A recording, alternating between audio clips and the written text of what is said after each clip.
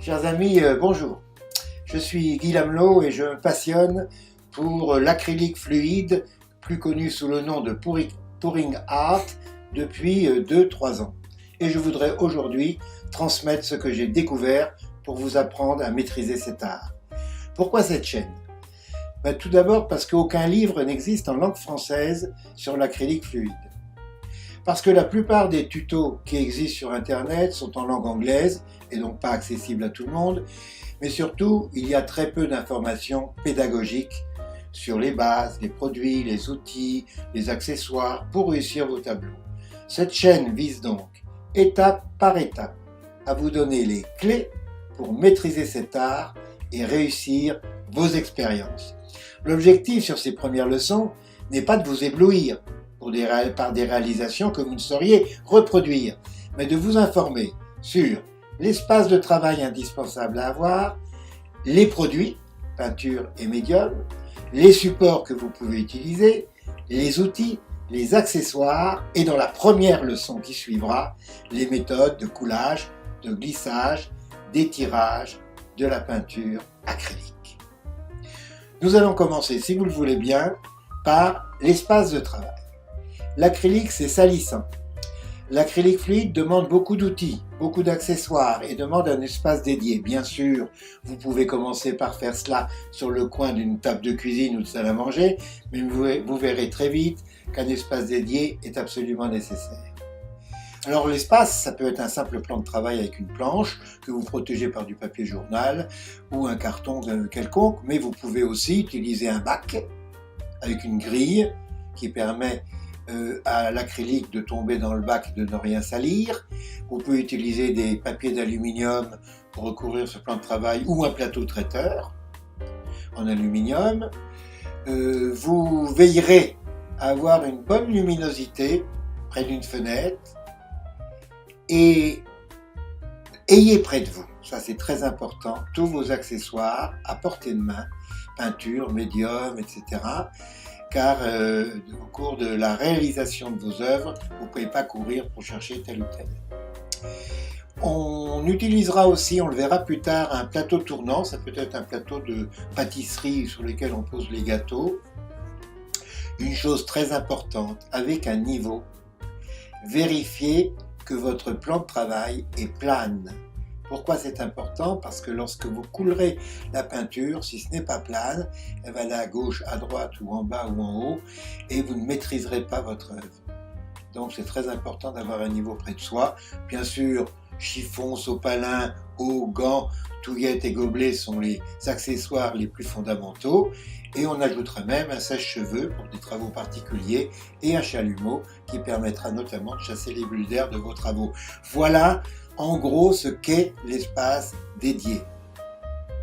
Maintenant, nous allons passer dans quelques instants à d'autres points comme les peintures acryliques. Alors, je ne vous recommanderai pas de marque particulière, mais évitez d'acheter des marques low cost parce que la qualité de la peinture acrylique jouera pour l'efficacité de votre tableau. Donc, prenez des marques de bonne qualité. On trouve aussi dans le commerce des acryliques fluides qui n'auront pas besoin d'être fluidifiés. Et vous pouvez aussi vous procurer des couleurs métallisées qui permettront, en les mélangeant à d'autres, de créer des effets particuliers. J'ajouterai qu'il n'est pas besoin d'avoir tous les tons, les couleurs, vous pouvez les créer vous-même. Et pour cela, il existe des livres qui vous permettront de mélanger des couleurs et d'obtenir différents types de tons. Je pense que ça, vous savez probablement le faire. Parlons des couleurs.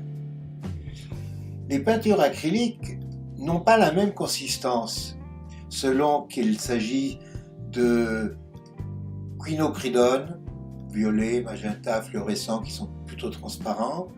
Vous avez des peintures qui sont neutres comme le phthalo vert, le bleu outremer, le sienne, le turquoise, et d'autres beaucoup plus opaques, beaucoup plus épaisses, comme les cadmiums, les cobaltes, les céruléums, les noirs de Mars, les blancs de titane ou les blancs de zinc. Pourquoi il faut savoir cela? C'est d'ailleurs souvent écrit sur les tubes de peinture, c'est parce que plus elles sont épaisses, plus elles nécessiteront de médium pour les fluidifier. Et inversement, Si elles sont plus transparentes, elles nécessiteront moins de médium. Voilà une chose qu'il était important de préciser. C'est en ajoutant, le principe de l'acrylique fluide, c'est en ajoutant un médium et un peu de peinture acrylique et un peu d'eau que vous allez créer la fluidité de vos. Et je pense que vous avez compris que c'est en ajoutant aux couleurs un médium que nous allons les rendre liquides. Et nous ajouterons aussi un petit peu d'eau. Au début, travaillez juste avec 3 ou 4 couleurs, plus le blanc ou le noir si nécessaire. C'est inutile de multiplier les couleurs, vous obtiendrez de très bons effets avec juste 3 ou 4 couleurs de base. C'est d'ailleurs ce que nous ferons dans les démonstrations suivantes. Parlons maintenant des médiums. Les médiums, c'est ce produit que vous allez mélanger à la peinture pour la rendre fluide. Il existe dans le commerce un produit qui s'appelle Pouring Medium, vendu par EFCO, qui vaut entre 13 et 17 € selon l'endroit où vous y allez pour un pot de 500 ml. C'est bien sûr un produit qui est déjà tout prêt à utiliser, mais qui est quand même assez cher. Moi, je vais vous expliquer comment vous pouvez fabriquer votre propre médium. Il y a 3 méthodes. La méthode la plus simple, vous achetez de la colle blanche, qu'on appelle souvent colle d'écolier ou colle à bois, et vous mélangez à hauteur de 70% de colle blanche avec 30% d'eau distillée. Voilà une méthode simple et économique de réaliser un médium. Je vous en donne 2 autres, assez proches. 70% d'un produit qui s'appelle le Floetrol ou Ovatrol en France.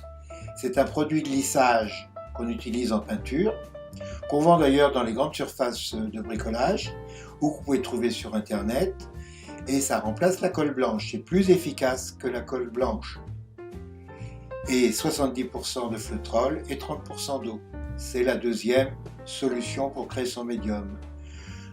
Une dernière façon un peu plus sophistiquée, qui doit se rapprocher des Pouring Medium vendus dans le commerce, 30% de colle blanche, 20% de Floetrol, 10% de Pouring Medium du commerce, 10% de vernis acrylique et 30% d'eau.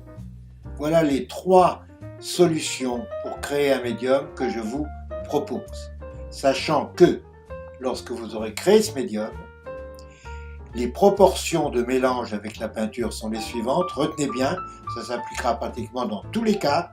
1 part de peinture pour 2 parts de médium. Et je vous suggère d'utiliser une balance pour créer vos mélanges. Et si vous les trouvez encore un peu solides, vous ajoutez un petit peu d'eau, vaporisez un petit peu d'eau jusqu'à ça ait la consistance d'un miel liquide ou d'une crème liquide. Ça doit couler comme ça. Abordons maintenant, si vous le voulez bien, les supports sur lesquels vous allez travailler. Alors ça peut être bien sûr une toile de coton ou de lin, ça peut être des plateaux de liège, de contreplaqué, voire même sur des meubles, sur du bois, du parquet, des rondins de bois en forme de plateau. Ça peut être sur du polystyrène, mais c'est pas très solide. Ça peut être sur des ardoises. Ça peut être aussi sur le verre, les pierres, les disques vinyles, les CD, les céramiques, les poteries, les vases, les amphores. En fait, pratiquement tous les supports, y compris le plastique et le verre. Pensez à surélever votre support avec des punaises, et des patins glisseurs ou des gobelets pour que la peinture qui s'écoule ne colle pas au plan de travail. Et puis, je vous conseille, quand vous démarrez, travailler sur des supports de format 20 cm sur 20 cm ou approximatif. N'envisagez pas, dans cette phase d'apprentissage, de travailler sur des supports plus grands. Je vous donne ici, pour terminer, quelques exemples de réalisation. Ici, c'est une réalisation sur des rondins de bois. Voilà, et ici aussi. Ça, c'est sur une carafe en verre.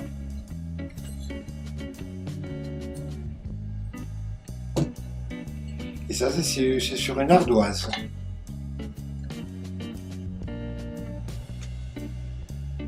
Voilà, pour les supports. Donc vous avez le choix, je suis sûr que dans votre maison, vous trouverez les supports pour travailler sans même avoir à les acheter. Bien, maintenant, voyons les outils dont vous allez vous servir pour réaliser vos œuvres. L'outil de base, j'en ai parlé tout à l'heure, c'est les gobelets. Je pense qu'il faut avoir des gobelets de deux tailles, taille 12 centilitres, taille 8 centilitres. Et puis les bâtons mélangeurs que vous trouvez dans les supermarchés, dans le rayon des articles de pique-nique. Et puis on aura aussi besoin d'un gobelet qui est tronqué, c'est-à-dire donc on a coupé, on versera la peinture à l'intérieur. Un outil très important, la balance électronique. Ça coûte pas très cher.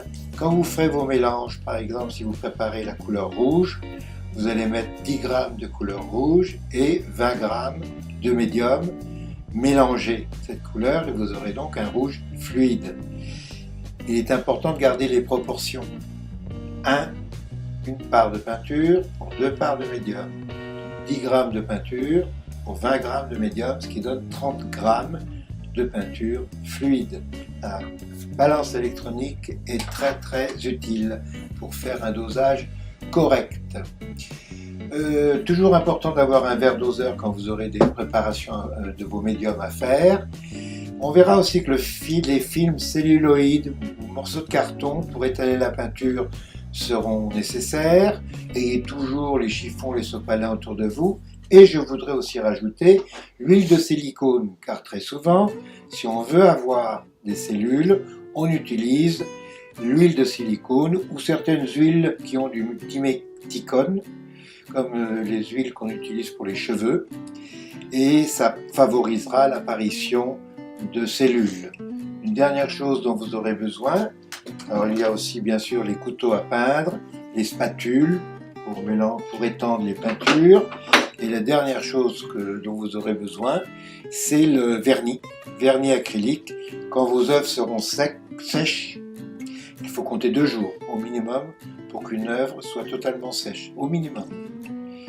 Après, vous pourrez la vernir pour sécuriser votre œuvre et lui donner le brillant nécessaire, sauf si vous utilisez des vernis pâte. Et voilà donc le produit qu'il faudra que vous achetiez. Voilà l'essentiel de ce que je voulais vous dire sur les outils. Et je vais terminer maintenant sur les accessoires qui permettront de créer des effets. Amis, j'en ai presque terminé de cette leçon introductive sur les bases qu'il vous faut connaître avant de commencer à travailler l'acrylique fluide. Le dernier point, ce sont les accessoires. Les accessoires, ça permettra de créer, je dirais, des effets un peu spéciaux. Et là, je dirais qu'ils ne sont limités que par la capacité de votre imagination. Je vais vous en montrer simplement quelques-uns, qu'on aura sûrement l'occasion d'utiliser au fil des différentes leçons. L'entonnoir, qui permet de faire couler l'acrylique fluide de façon contrôlée. Les cylindres de carton, vous verrez comment on les utilise. Les chaînettes ou les ficelles qui permettent de faire des effets très particuliers. Le presse-fruit. On distribue la peinture qui coule à travers les ouïes de cet ustensile. La passoire, qui donne des effets particuliers, d'ailleurs, on aura l'occasion de s'en servir. Le moule à cannelé, qui permet de répartir la peinture le long des cannelures. Le gobelet multicompartiment, met les peintures, les couleurs dans chaque compartiment et lorsqu'on verse, elles se mélangent en fins filets. Les fonds de bouteille qui permettent de répartir la coulée de la peinture dans les ouïes qui sont ici. Le marteau, il faut un marteau un peu plus grand que celui-là d'ailleurs. Quand on bat la peinture, ça crée des effets sur le tableau. On peut même utiliser les puisettes à cornichons. Vous voyez qu'il suffit d'avoir un peu d'imagination pour trouver encore bien d'autres ustensiles qui pourront créer des effets. On utilisera aussi dans une des prochaines leçons ce cette poche à douille qu'on utilise notamment en pâtisserie. Nous verserons notre peinture dans cette poche. La douille ici permettra de sortir un fin filet qui se mélangera et qui permettra de créer des effets sur votre tableau. Je vous ai donné que quelques accessoires. Je suis certain que vous en inventerez d'autres. Chers amis, pour conclure cette longue introduction, j'en conviens, rappelons que le principe de l'acrylique fluide, c'est de superposer différentes couleurs qui ne se mélangeront pas immédiatement et qui ont été préalablement mélangées à un médium. Cela se fait généralement dans un gobelet ou directement sur le support. Et nous versons le contenu du gobelet sur le support en lui imprimant un certain nombre de mouvements. Mais on peut utiliser aussi, vous l'avez vu, des accessoires. C'est ce que nous ferons. Et c'est ce que nous allons faire dans les leçons suivantes. Ce sera la première leçon avec une démonstration. Toutes mes leçons auront une démonstration à l'appui. Alors, je vous retrouverai dans quelques instants. À bientôt.